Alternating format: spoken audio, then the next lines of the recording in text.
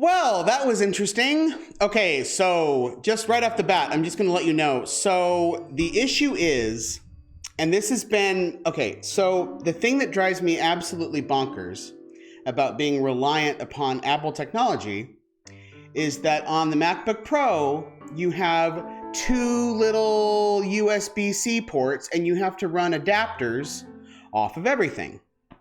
Well, one of my adapters, one of the USB ports has apparently gone dead, which is the one that my mic was attached to. So I fixed the problem and I had to restart OBS and now everything is OBS and everything is fine. You know, it's going to be really fun. I don't know, maybe I don't want these audio video things to like go away. All I know is I'm really hoping that it didn't mess with my audio sync again, because that would be, well, funny, but I would really like for you to hear this piece as it was meant to be heard. So anyway, how are you? My name is Trevor Patrick Watkin. I am broadcasting live every night at 8 Central from Access Contemporary Music in Chicago, Illinois. Access Contemporary Music, whoa, goodness, no goodness. I'm never going to have a smooth intro. Access Contemporary Music was founded in 2004 by Seth Bosted, who is the host of Relevant Tones at one time on WFMT, but now as a live stream. And we are a school that stresses individual creativity among all of our students. That is, although we don't have a, say, standardized curriculum because we teach private lessons, the core element of our mission statement that binds all of us full-time faculty, well, full-time, part-time, whatever, all of us faculty here at ACM, that is what we stress. In fact, every year we have a student-made, student-produced film festival, which is going to happen this year in some form. We don't know. It was meant to happen on March 28th, but of course that didn't happen. But it's still going to happen. We just don't know how yet, but we're figuring it out. So as I mentioned, we were founded by Seth Bosted, and we have our wonderful Director of Outreach and Personnel, Christy Bennett, who is a marvelous jazz singer and who does her own live streams on Monday nights. I'm actually I need to start linking that. This is ridiculous that I haven't done that. I'm getting my act together. This is really fun. Anyway, so I've already mentioned, yeah, that was interesting. I always listen in, like on the intro, just to make sure that I fade out, and I cued the intro and I was like, oh, this doesn't sound like anything. So anyway, that worked and that's wonderful. So I don't know, but this is live shows for you, you know? So it's kind of, it's a different medium altogether. And as I've mentioned actually several times at this point, this whole concept both is to give what I have to give in the midst of all of this craziness and this major social upheaval and this really quite frightening pandemic that we're experiencing, but also it's to combat perfectionism with my entire body. You know, this is live music. It's not always going to be perfect. It's not always going to go exactly as I wished it to. But the fact that you're here, the fact that please keep blowing up the chat, because it's just given me life. I finally figured out like how to do all of it at once, how to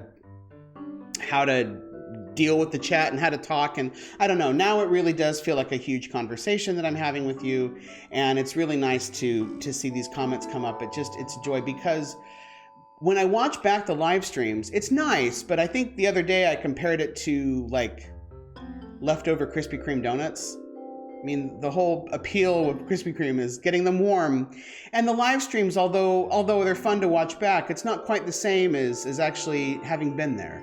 So, and as I say, I'm committed to do these forever.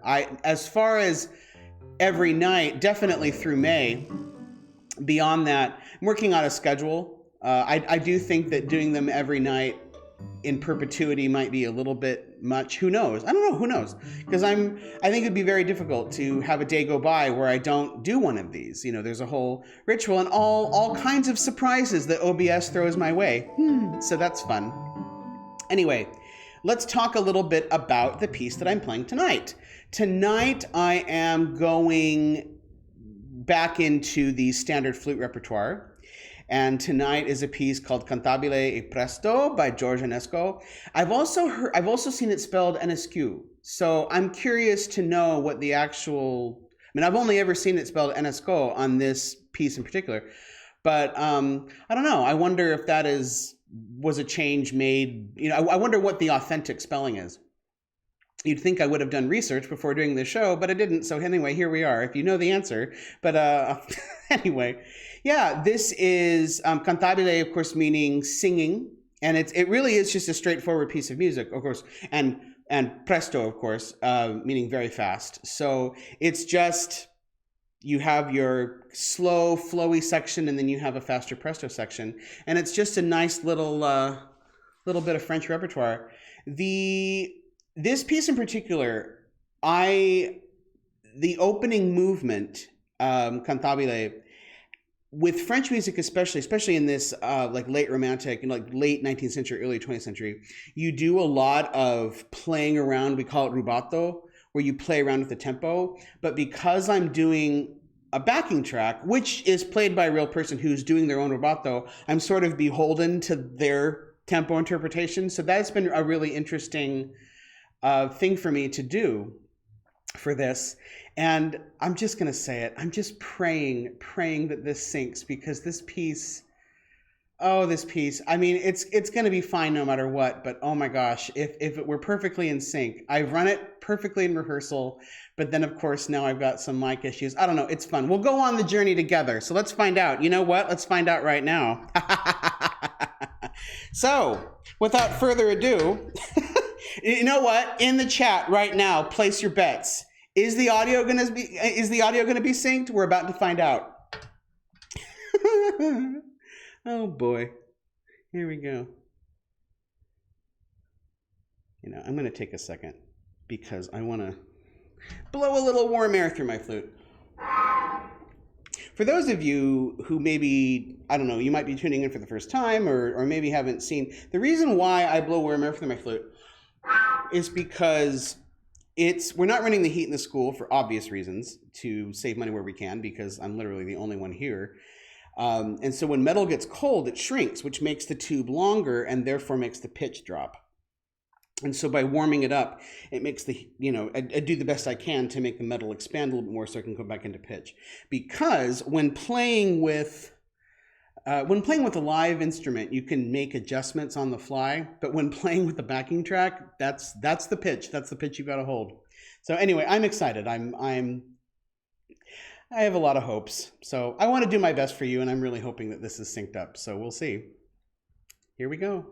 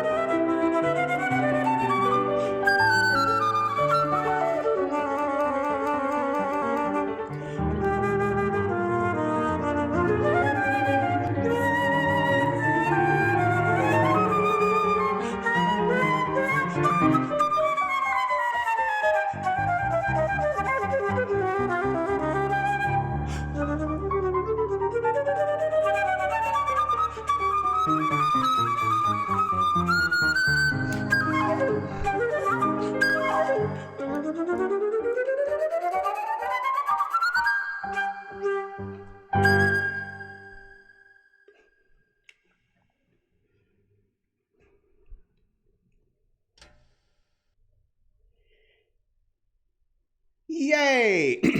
Oh, yay. Oh, dear. Oh, dear. Oh, dear. Devin, is that true? Oh, dear. Oh, dear. It doesn't matter how many times I run it in rehearsal. There's always something that goes on. I'm really... Oh, dear. Oh, never mind. Did it work? Did it work? Were those last bum, bum, bum? Were they actually in... I'm going to wait because there's obviously like a delay between when I ask a question, when I hear a response. Please tell me those last notes were actually in sync. I'm begging you. I'm watching the chat right now, and I just need somebody to tell me. And please don't lie. Please tell me the truth. Yes! Ha ha ha, Devin. Ha ha ha. You lost your bet. Oh my goodness.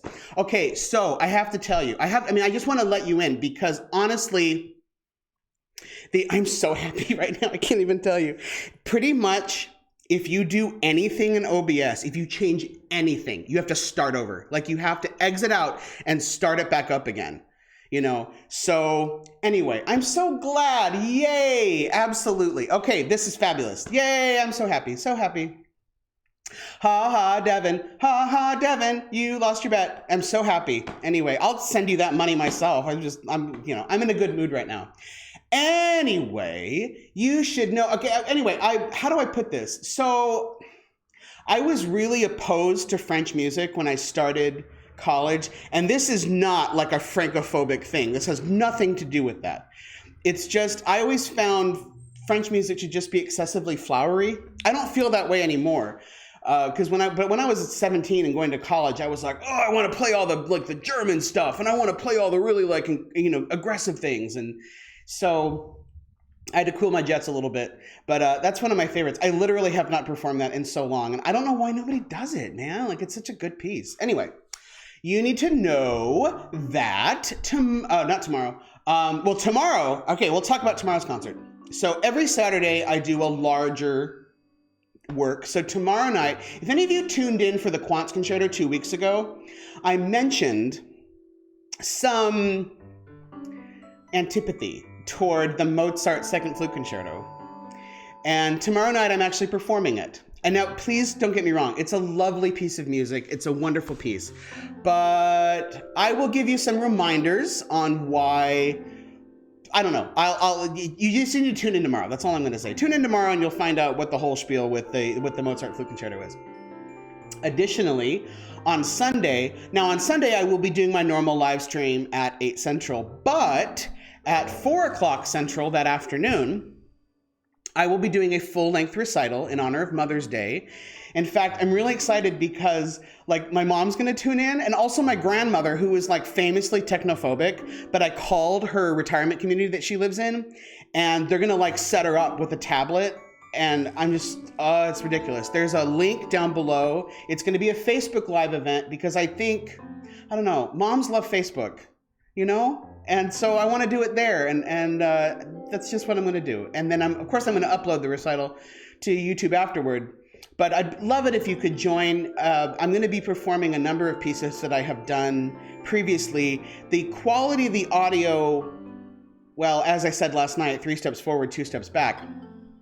But it's going to be nice to play some of the pieces that I played in the early days of this recital, the early days of this live stream, with the audio actually run through OBS. I think I may have gotten it. Let's celebrate. I think I may have finally gotten it. I think I may have finally figured out what the heck to do. But anyway, I have a recital at 4 o'clock Central Time on Sunday afternoon, and then I will be coming back here at 8 o'clock for my normal live stream concert. Thank you from the bottom of my heart for being here. It's just a joy. I get to, yes, Jaunty. Oh, yeah. Oh, by the way, have I mentioned quarantine time soaps? I really need to be doing more of a plug. So Bill and Devin's 8-year-old daughter has this like side hustle where she's making soaps.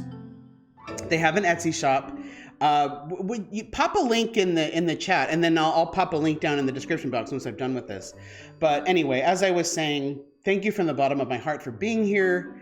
It's a joy to play for you. It's a joy to play for you every night, and I'm really looking forward to keeping this going.